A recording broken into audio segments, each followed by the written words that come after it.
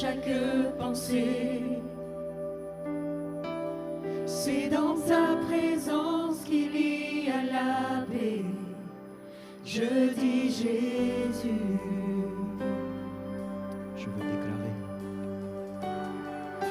Je veux déclarer le nom de Jésus. Pour que toutes les chaînes soient brisées. Pour que toutes les chaînes soient brisées. Je proclame l'espoir et la liberté. Je proclame l'espoir et la liberté. Je dis Jésus. Ton nom est puissant. Ton nom est puissant. Ton nom nous guérit. Ton nom est vie. Les murs vont tomber. Le feu va brûler. Perçant la nuit. Ensemble, je veux déclarer. Je veux déclarer le nom de Jésus. Sur la peur et sur toute anxiété.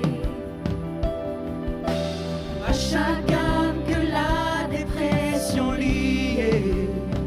Je dis Jésus. Oh, ton nom est puissant. Ton nom est puissant. Ton nom nous guérit. Ton nom est vie. Ces murs vont tomber. Ces murs vont tomber. Le feu va brûler. Perçant la nuit. Oh, ton nom est puissant. Ton nom est puissant. Ton nom nous guérit.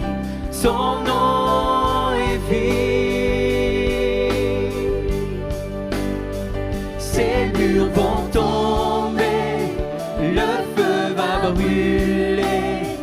Perçant la nuit. Jésus. Jésus sur les montagnes. Jésus à la vie. Jésus dans les ténèbres et devant chaque ennemi. Jésus pour ma famille, je dirai son saint nom. Jésus. Est-ce qu'on peut le déclarer? Crie Jésus sur les montagnes. Crie Jésus sur les montagnes. Jésus à la vie. Jésus dans les ténèbres et devant chaque ennemi. Jésus pour ma famille, je dirai son saint nom. Jésus. Nous le chantons, ton nom est puissant. Ton nom est puissant. Son nom nous guérit. Son nom est vie. Ces murs vont tomber. Le feu va brûler. Perçant la Nous le chantons, ton nom est puissant. Ton nom est puissant. Ton nom nous guérit. Ton nom est vie. Ces murs vont tomber. Le feu va brûler. Perçant la nuit. Est-ce qu'on peut le déclarer encore une fois? Ton nom est puissant. Ton nom est puissant. Ton nom nous guérit. Ton nom est vie. Ces murs vont tomber. Le feu va brûler. Perçant la nuit.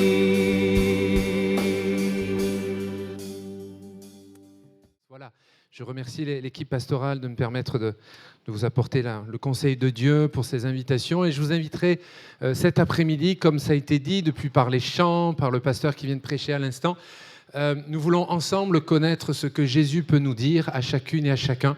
Et ma foi, je voudrais vous inviter à lire avec moi dans l'Évangile selon Marc, Dans la Bible, il y a la deuxième partie, la vie et les histoires vraies concernant le Seigneur Jésus.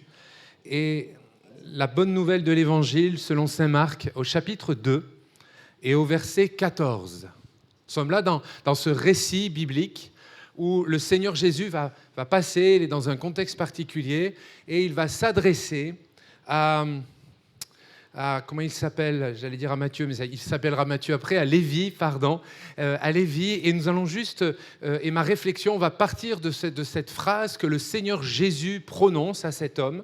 Nous lisons ensemble Marc chapitre 2, verset 14, c'est affiché derrière moi, il est écrit « En passant, il, c'est-à-dire Jésus-Christ, vit Lévi, fils d'Alphée, assis au bureau des péages.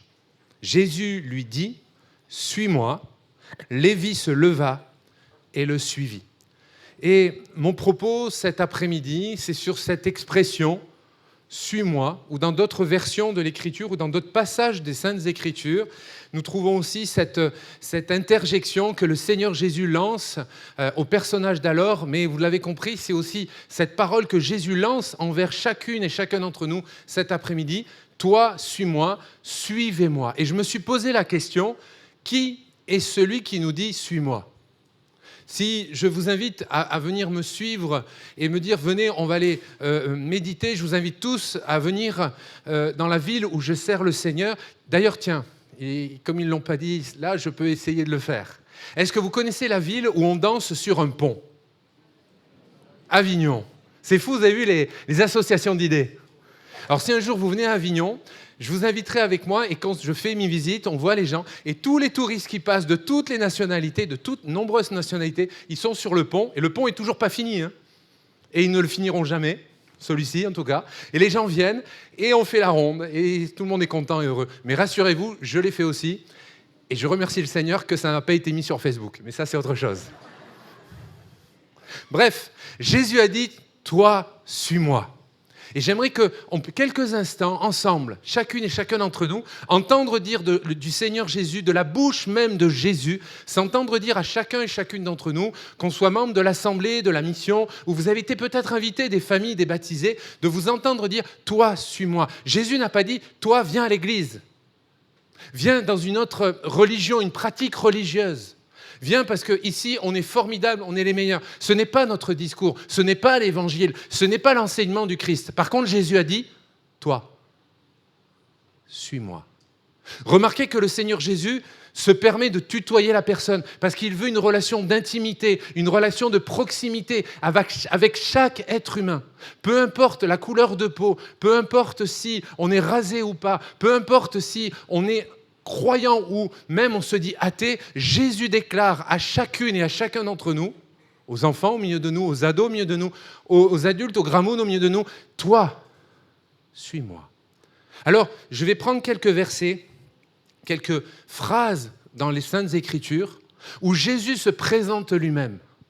Et je voudrais vraiment coller à chacun des textes bibliques de ce que je vais citer maintenant. Jésus a dit, Jean chapitre 6, verset 35, il déclare, Jésus leur dit, « Je suis le pain de vie.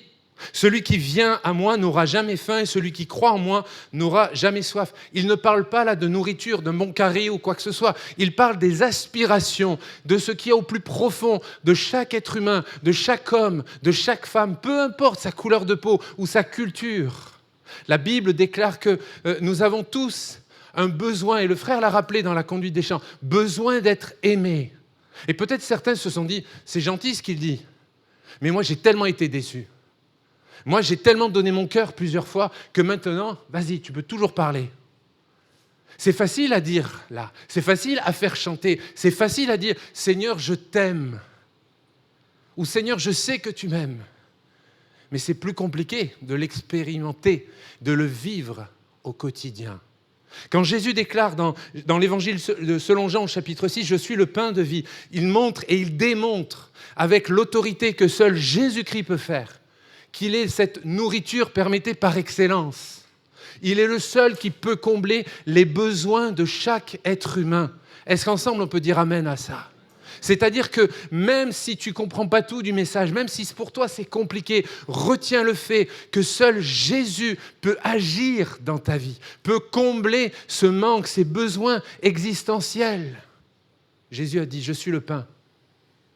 Celui qui aura faim et soif, croyant en moi, n'aura plus jamais faim et plus jamais soif, exactement. Évidemment qu'on continue de s'alimenter, évidemment on continue de prendre soin de notre corps à chacun et chacune d'entre nous, mais notre espérance, notre foi, elle est nourrie de la personne même de Jésus-Christ.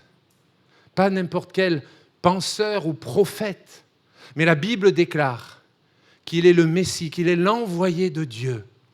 C'est pour ça qu'avec foi, avec conviction, vous pouvez voir des hommes, des femmes, que vous soyez sur Internet ou en présentiel ici, des hommes et des femmes qui chantent de tout leur cœur parce qu'ils vivent une relation avec le Seigneur Jésus. Mais j'aimerais te dire que c'est possible pour toi.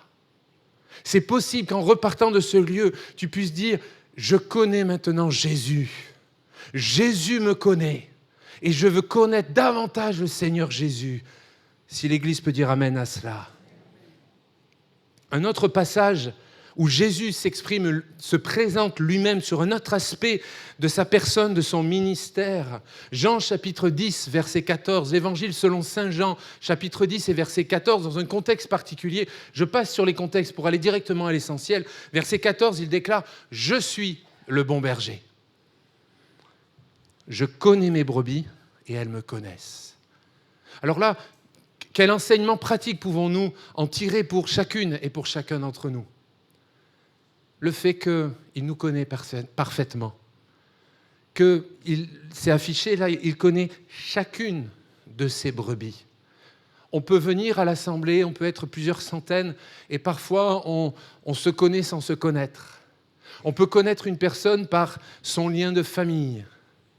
On peut connaître la personne parce que c'est le fils ou la fille d'un tel ou d'une telle. Mais là, le Seigneur ne fonctionne pas comme ça. Même si toi, tu ne connais pas Dieu, même si pour toi, les choses de Dieu sont éloignées, j'aimerais te dire que Dieu te connaît personnellement.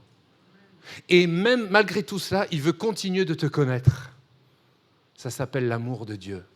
Ça s'appelle la grandeur de Dieu. Ça s'appelle la grâce de Dieu. Quand Jésus dit « Je suis le bon berger », il insiste, j'allais dire sur tous les mots. Le « je suis », on l'a compris. Il ne dit pas « je suis un des bergers ». Il ne dit pas « il y en a tant d'autres », je suis le bon berger. Nous avons la foi et, j'allais dire presque l'audace, mais surtout l'assurance de dire que, comme l'Écriture le déclare, seul Jésus est capable de pardonner ton péché. Seul Jésus peut te permettre de repartir de cette salle avec la paix intérieure. Oui, ce sera toujours compliqué dans ta vie. Oui, ça va être encore compliqué peut-être en retournant à la maison. Mais tu peux repartir de ce lieu en expérimentant la paix du Seigneur dans ta vie. Et moi, je crois que c'est possible encore cet après-midi. Je crois que pour un bon nombre au milieu de nous, des femmes, des hommes, des enfants, tu peux expérimenter cette grâce, cette paix du Seigneur dans ta propre vie. Là, en ces instants. Là où tu es. À la salle, non, à la place où tu es. Quand Jésus dit « Je suis le bon berger », c'est-à-dire il montre une indication. Il met le signalement sur sa personne, sur son ministère. Un autre passage, parlant toujours de lui-même, il déclare, Jean chapitre 11, verset 25, Jésus déclare « Je suis la résurrection et la vie. Celui qui croit en moi vivra quand même il serait mort. » Là, il parle d'un enseignement qui est fondamental pour chacun d'entre nous. J'aimerais vous dire, les amis, je souhaite que vous viviez longtemps. Je souhaite aussi vivre longtemps. Mais je sais aussi que ce n'est pas moi qui commande. Je sais aussi qu'un jour arrivera mon dernier jour. Arrivera aussi votre dernier jour. Qu'on le veuille ou non, c'est une réalité. On peut croire que dans notre société, on va vivre éternellement. J'ai un petit secret à vous partager, c'est faux. Enfin, faux ici-bas, faux sur cette terre. On veut nous faire croire qu'on peut vivre et on peut repousser bien des limites, mais les limites, c'est Dieu qui les met. C'est Dieu qui les met sur ta propre vie. Quand Jésus déclare « Je suis la résurrection et la vie », nous croyons que notre âme, quand la vie sortira de mon corps, quand le dernier souffle sortira de mon corps, je crois avec assurance, avec foi, que mon âme partira auprès de Jésus. Et je le crois pour des dizaines, des centaines au milieu de nous. Mais s'il y avait une personne qui n'avait pas cette paix, cette assurance, qui a la peur de la mort, qui se dit « mais où est-ce que je vais aller ?» Cette question, elle est fondamentale. Et là, Jésus te dit cet après-midi, « Je suis la résurrection et la vie. » Jésus nous dit à chacune et chacun d'entre nous, toi qui as peur de la mort, d'ailleurs, personne ne s'est levé ce matin en disant oh, « vivement la mort ». Même chez nous, les chrétiens, soyons honnêtes. La vraie question, on n'a pas forcément peur de la mort, on a peur de la transition pour franchir le seuil de la mort. Et si possible, Seigneur, si on ne peut pas souffrir, ça serait mieux. Je le dis en souriant pour détendre l'atmosphère sur le sujet assez sensible, mais c'est la réalité. Mais quand Jésus nous dit, là, je suis la résurrection et la vie, et la phrase qui continue en déclarant que celui, c'est dire celui ou celle, quiconque croit en moi, met sa foi en Jésus, vivra quand même, il serait mort, c'est qu'il parle de l'espérance de la vie éternelle. La bonne nouvelle, c'est que ton âme va vivre l'éternité. La bonne nouvelle et la vraie question, où veux-tu passer l'éternité ? Est-ce que tu veux être loin de Dieu ? Mais ça pour toujours. Ou être auprès de Jésus ? Et ça aussi, pour toujours. Cette question est fondamentale, cette question est essentielle, cette question elle est posée là, cet après-midi, sur chacun de nos cœurs, dans chacun de nos cœurs. J'aime cette parole de Jésus également, toujours dans Jean 14, où il dit « Je suis le chemin, je suis la vérité, je suis la vie ». Je pourrais développer davantage sur ces trois notions, mais je veux juste laisser sur nos cœurs cette pensée « Je suis le chemin ». Ne crois pas qu'il y a d'autres chemins pour avoir expérimenté la paix de Dieu. Ne crois pas qu'il y a d'autres moyens pour recevoir le pardon de tes péchés. Ne crois pas qu'il y a d'autres moyens ou chemins, route bis, pour pouvoir expérimenter ce que nous avons parlé. Peut-être que c'est ce nom de Jésus que tu entends depuis tout à l'heure, où je martèle cette phrase, « Toi, suis-moi », en parlant du nom de Jésus, ça t'irrite parce que dans ton cœur, il y a tellement de choses qui montent, mais j'aimerais te dire que c'est le Saint-Esprit qui travaille ton cœur. Et là, abandonne, baisse les armes devant Jésus cet après-midi. Et dans cette parole où Jésus s'exprime devant Lévi quand il lui dit « Suis-moi », c'est une parole qui amène un recommencement. C'est possible de recommencer dans ta vie. C'est possible qu'à la sortie de ce moment, tu prendras rendez-vous avec les pasteurs qui sont là, de dire « Pasteur, j'ai besoin de rendez-vous, j'ai besoin d'en savoir plus, j'ai besoin de comprendre tout ce qui se passe. Il y a trop d'émotions, il y a des choses qui sont en train de bouleverser mon cœur et mon âme. » Nous remarquons que quand Jésus, dans Marc 2, quand Jésus s'adresse à Lévi, Lévi est assis, il est à son boulot, il est en train de travailler. Et Jésus l'appelle et il est assis. Et la position, c'est un enseignement symbolique, mais il est assis. Et parfois, il y a des hommes, des femmes, au-delà d'être assis là dans la salle, mais ils sont assis dans leur vie. Certains vivent, travaillent, font des réunions de famille, mais ils subissent leur vie. Parce qu'il y a eu des coups durs dans la vie, parce qu'il y a eu des grosses tempêtes, il y a des gros cyclones qui ont tapé dur. Et maintenant, permettez, ils sont assis et disent maintenant, cause toujours. Maintenant, ça peut passer. Moi, je ne me lève plus. Moi, je ne me permets plus parce que j'ai plus de force. Et là, c'est peut-être même une parole pour des chrétiens, des hommes et des femmes qui aiment Jésus, qui se sont engagés dans les eaux du baptême, qui servent le Seigneur, qui sont même peut-être là depuis peut-être tant d'années dans l'assemblée. Cette parole, je crois, elle peut être pour toi par le Saint-Esprit, où le Seigneur te dit « Hé, suis-moi, lève-toi, allez, on va se lever ensemble. » D'ailleurs, reprenez le texte et vous pourrez le reprendre chez vous, mais de voir qu'il va se lever. Il y a un changement de position, je dirais même il y a un changement de communion. Pourquoi je peux dire cela ? Parce qu'un peu plus loin, au verset 15 de Marc 2, il est écrit que Jésus est à table dans la maison de Lévi. C'est toujours un endroit privilégié que de manger avec quelqu'un qui nous reçoit. Parce que la maison, c'est le lieu quand même de l'intimité, le lieu de la famille. Et de manger ensemble, cela permet d'avoir une relation particulière, un peu plus précise, un peu plus intime. Jésus n'a pas seulement dit à Lévi, allez, toi, suis-moi, et puis maintenant, vis ta propre vie. toi suis-moi, mais moi je vais te suivre maintenant chez toi. Moi je vais m'engager, je vais aller dans ta maison. Moi maintenant je désire manger dans ta maison. Et là c'est un enseignement pour plusieurs au milieu de nous. La vie chrétienne, la relation avec Jésus, ce n'est pas seulement venir à l'église, venir à la mission, assister à des réunions, à de belles réunions, de bonne musique. Ma foi, j'espère un message pas trop mal, mais c'est plus que ça. C'est de s'entendre dire de Jésus, toi suis-moi, mais aussi Jésus nous dire, j'aimerais manger chez toi. Il ne force pas la porte, mais il veut te connaître davantage. Il veut être davantage dans ton intimité, là où nous sommes nous-mêmes. Parce que là, on se place, on se regarde, on est encore un peu parfois en attitude on peut surveiller, on peut être parfois un peu dans la prévenance, mais quand on est à la maison, on est naturel. Et Jésus désire te rencontrer à ton naturel. Jésus t'aime. Jésus veut te connaître personnellement. Jésus dit encore cet après-midi, toi, suis-moi. Une parole qui conduit à une nouvelle nature. Jésus n'est pas simplement un beau parleur. Les prédicateurs que nous sommes de l'Évangile, nous refusons d'être seulement des orateurs, mais nous sommes des prédicateurs qui proclamons la bonne nouvelle de Jésus. Nous ne sommes pas là pour parler de nous, il n'y a rien à dire sur nos vies. Mais alors, sur sa vie, les amis, on pourrait prêcher pendant des jours.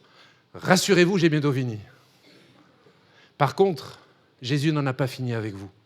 Jésus n'en a pas fini avec chacune et chacun d'entre nous.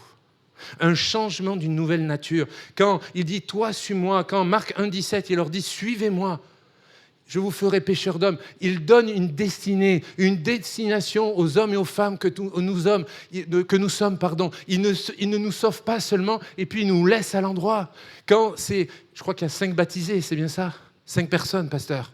Que les personnes qui vont se faire baptiser tout à l'heure, le message de l'Évangile, ce n'est pas de les baptiser et de sécher sur les chaises. Le message de l'Évangile, c'est de s'engager dans les eaux du baptême et de continuer à suivre Jésus, à avoir une vie de disciple. Est-ce que l'Église peut dire Amen ? Et toi qui as dit Amen, ça veut dire que ça t'implique également. C'est-à-dire que tu t'impliques à servir Dieu davantage. Et c'est là où les pasteurs disent Amen. Une parole qui conduit une nouvelle nature, une parole qui donne une destination nouvelle. Par sa grâce, Dieu t'aime tellement qu'il ne veut pas seulement te sauver, qui veut pas seulement... le Seigneur Jésus n'est pas quelqu'un qui va changer nos vies pour que tout aille bien. Soyons honnêtes, parfois, il y aura des moments compliqués dans ta vie. Parfois, le Seigneur pourra te guérir. Gloire à Dieu. Et je crois profondément dans l'action guérissante du nom de Jésus, du sang du Christ. Mais parfois aussi, on peut rester malade. Mais ce n'est pas parce que tu resteras malade ou qu'il y aura un deuil dans ta vie que tu vas dire « Je boude, Seigneur, je ne viens plus à l'église ». C'est dans ces moments-là que tu vas éprouver ta foi. C'est dans ces moments-là que le Seigneur va regarder et permettre ce qu'il y a au plus profond de toi-même, ce qu'il y a dans tes tripes. Comment tu aimes le Seigneur Jésus. Jésus est allé jusqu'au bout, jusqu'à la croix. Il n'a pas regardé à tout ce qui est sale dans nos vies. Il est allé jusqu'au bout, mon frère, ma sœur. Les jeunes, il faut aller jusqu'au bout avec Jésus. Il faut aller jusqu'au bout avec le Seigneur Jésus. Une parole qui conduit une nouvelle nature. Pour aller plus loin et pour terminer, Jésus lance cette parole à Lévi. Jésus lance cette parole à chacune et chacun d'entre nous cet après-midi. Mais suivre Jésus, parce que je vais être honnête et vrai avec vous, suivre Jésus implique aussi un renoncement.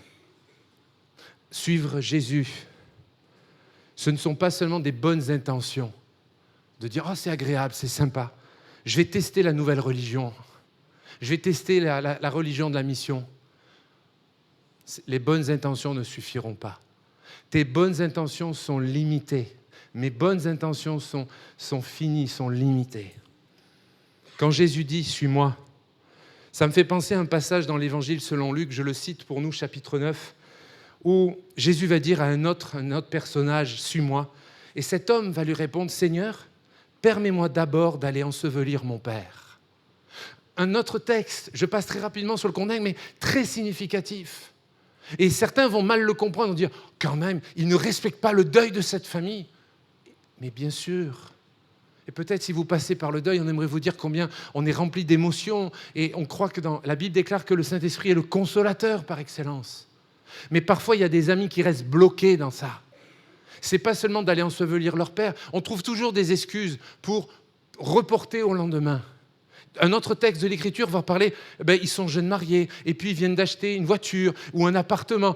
On trouve toujours des excuses pour reporter l'engagement avec le Seigneur. Mais un jour, il va falloir rendre les comptes devant Dieu. L'invitation du Seigneur nous met au pied du mur, te met au pied du mur cet après-midi.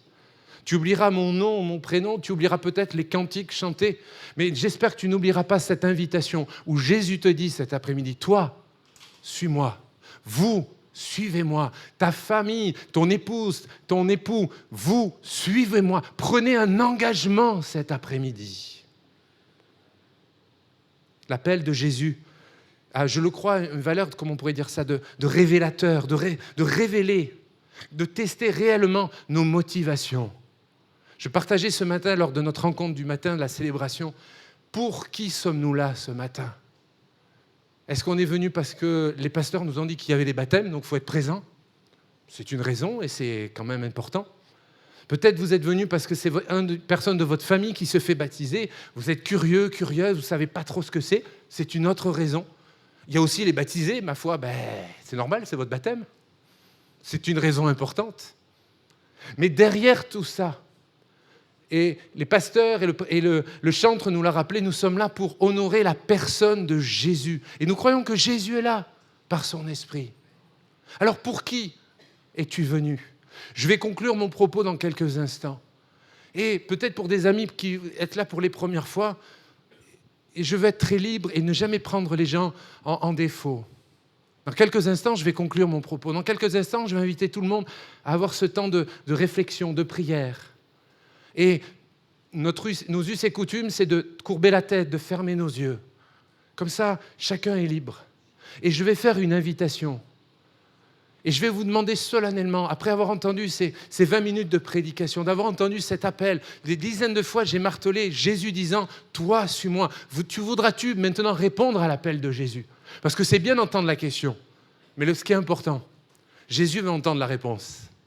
Jésus veut entendre ta réponse, ton positionnement, ta réaction. Il veut voir quelles sont tes véritables intentions. Alors oui, l'invitation est strictement personnelle. Tu ne te lèveras pas pour la personne absente, tu ne te lèveras pas pour ton mari parce qu'il est timide ou ton épouse, mais tu te lèveras par obéissance à Jésus, personnellement, individuellement. Jésus passant par là a vu Lévi. Jésus passant par là a vu Lévi et lui dit « Toi, suis-moi ». Et remarquez l'action, et plutôt la réaction de cet homme. Il s'est levé et il le suivit. Les amis, j'aimerais qu'on puisse ranger nos Bibles quelques instants et se mettre dans cette attitude de prière. Si simplement les claviers peuvent revenir pour jouer un petit morceau, s'il vous plaît les frères, merci beaucoup. Alors qu'on est dans ce temps de prière, avant que je donne la suite aux responsables, je veux simplement, avec foi, alors que tous ensemble maintenant nos têtes sont baissées, nos yeux sont fermés, et avant de prier, je vous invite à réfléchir. Je vous invite à réfléchir sur ce que vous avez entendu. Le message de l'Évangile, c'est-à-dire cette prédication, a été simple, directe. Et il y a cette invitation à le suivre, à expérimenter le pardon de vos péchés, à expérimenter, à ressentir la paix du Seigneur pour votre vie. Si c'est votre désir, je vous invite à lever votre main maintenant et à dire « Seigneur, vois ma vie, vois ma vie ». Alors que nos yeux sont fermés, nos têtes sont baissées, je t'invite à lever ta main. Oui, je vous vois devant. Que Dieu vous bénisse. Oui, monsieur, que Dieu vous voie. Dieu vous bénisse. Voilà, au fond, que Dieu te bénisse. Que Dieu vous bénisse également. Voilà, à l'église, on prie. On est dans un temps de prière. C'est important. Des amis sont en train de faire un pas avec Jésus. Voilà, que Dieu vous bénisse. Voilà, toute cette famille, que Dieu vous bénisse. Alléluia. Encore quelques instants. Voilà, priez dans l'église, priez. Demandez au Seigneur d'agir par le Saint-Esprit. Encore quelques instants. Oui, je te vois au milieu. Que Dieu te bénisse. Alléluia. Alléluia. Vous qui avez levé votre main, alors qu'on est tous ensemble en prière, nos yeux sont fermés. J'ai parlé de la position. Et symboliquement, je vais t'inviter simplement à te lever à ta place. Pas à venir sur le devant, non. Mais juste à te lever à ta place. Lévi, t'es assis. Vous êtes assis. Et il s'est levé. Et je t'invite à te lever maintenant. Lève-toi, toi qui as levé ta main. Et voilà, dans quelques instants, je vais prier pour vous, tous ensemble. Voilà, levez-vous maintenant. C'est le Seigneur qui appelle. Toi, suis-moi. Ne regarde pas à droite, ne regarde pas à gauche. Ne regarde pas au regard des autres. On l'a dit, l'a fait, mais laisse-toi remplir du Saint-Esprit. Laisse-toi aimer de Jésus. Reconnais dans ton cœur en disant, Seigneur, je reconnais que je suis pécheur. Je reconnais que j'ai besoin de toi. Je reconnais qu'ici, je ressens quelque chose, je ressens l'amour. Je ressens que je suis une personne à part entière. Eh bien, cher ami, j'aimerais te dire, c'est l'amour de Jésus. C'est la bonne présence de Jésus par le Saint-Esprit. Alors encore une dernière fois, s'il y a des amis, lève-toi maintenant et on va prier ensemble. Alléluia. Seigneur, nous te disons merci pour la parole de Dieu. Te disons merci pour la Bible qui a toute autorité sur nos vies, Seigneur. Nous croyons, Seigneur, que comme tu l'as fait auprès de Lévi, tu appelles ces dizaines d'hommes et de femmes. Au nom de Jésus, je veux te prier pour eux, pour elles. Je veux te prier pour leur situation, qu'ils puissent expérimenter le pardon de leurs péchés, qu'ils ressentent l'amour de Jésus, qu'ils se sentent aimés comme jamais, Seigneur, qu'ils soient bouleversés de tout ce qu'ils ont entendu, de tous les témoignages qu'ils entendront prochainement, et que même, dans quelques mois, ce soit eux aussi qui s'engagent à te suivre. Seigneur, tu es un Dieu d'amour, tu es un Dieu qui cherche l'être humain, tu cherches chaque homme, chaque femme. Il n'y a pas de discrimination, il n'y a pas de sexisme avec Dieu. Tout le monde est éligible à la gloire et à la grâce de Dieu. Au nom du Père, notre Créateur, au nom de Jésus le Sauveur, et par le Saint-Esprit, j'ai ainsi prié. Amen. Pouvez vous rasseoir. Que Dieu soit béni, que Dieu vous bénisse.